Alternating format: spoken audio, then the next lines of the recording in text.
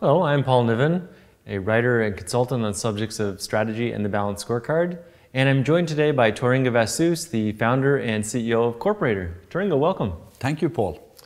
We're going to talk today about software for the balanced scorecard and performance management, and I'm going to ask Inge some questions that I hope will be helpful to all of you. When I work with clients, I always recommend that they use software in their implementations for a number of reasons.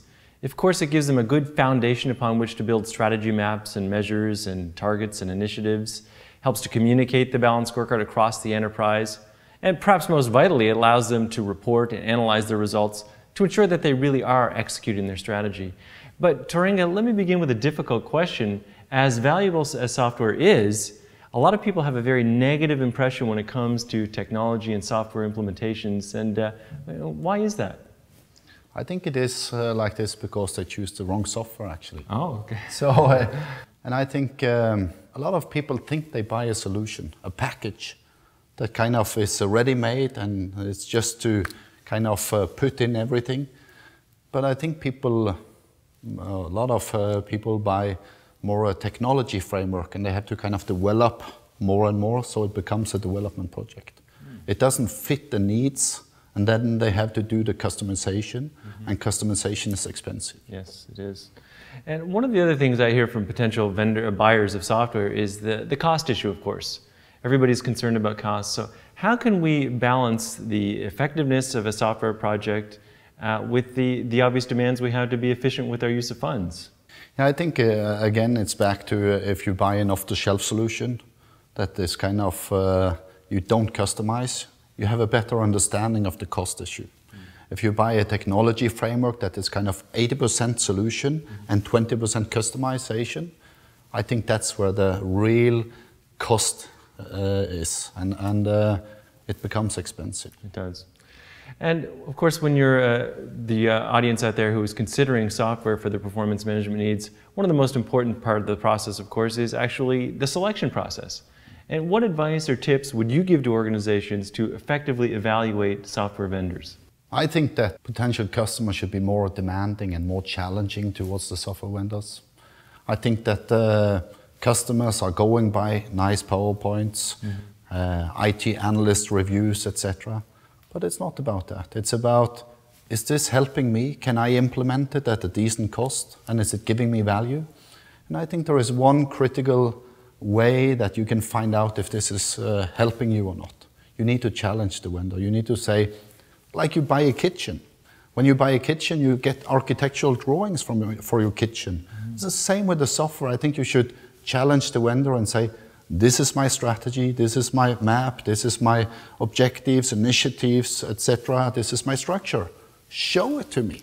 So you should challenge and say, do it for free. I'm expecting this from you, Mr. Vendor. Do it, show it, because I like to see how it fits my organization.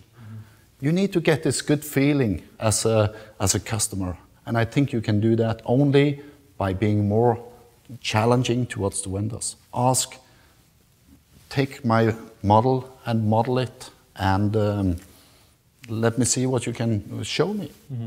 So don't accept what the vendors give us at face value, but challenge them to really show what their product can do with your unique needs. With your unique needs, and this is so important. It's not, if you're a government organization, don't go by the shoe company in US, kind of East-West Coast, kind of drill-down hierarchies, but it should fit your government organization.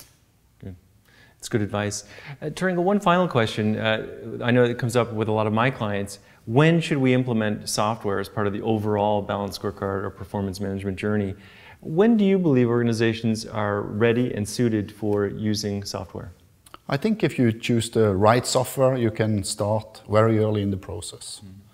But I wouldn't do that for all the software projects out there. I think I would have used the software in the very early stage for documentation purposes.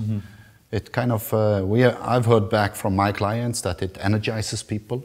It energizes them to kind of see the scorecard model is taking place, and they can fill in and they can do the documentation. Otherwise, I think it's more like a rally stick between the consultant and the software vendor.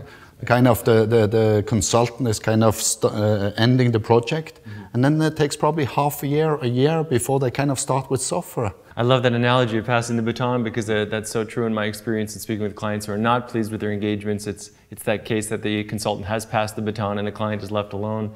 It's interesting in that my view has evolved on this subject. When I began working with clients about 15 years ago, I would have suggested software most appropriate when the balanced scorecard was built and they'd been using it.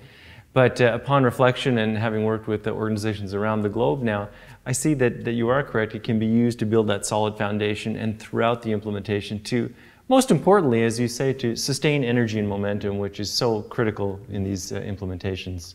But I also think that a lot of consultants think if we introduce software now, there is less business for us. So I really appreciate your honesty, Paul, and say if you find a good software, you can use it from day one.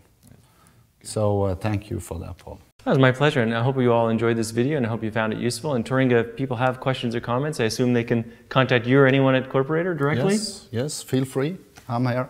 Good. Same goes for me. Information is on our websites at corporator.com. Thanks very much.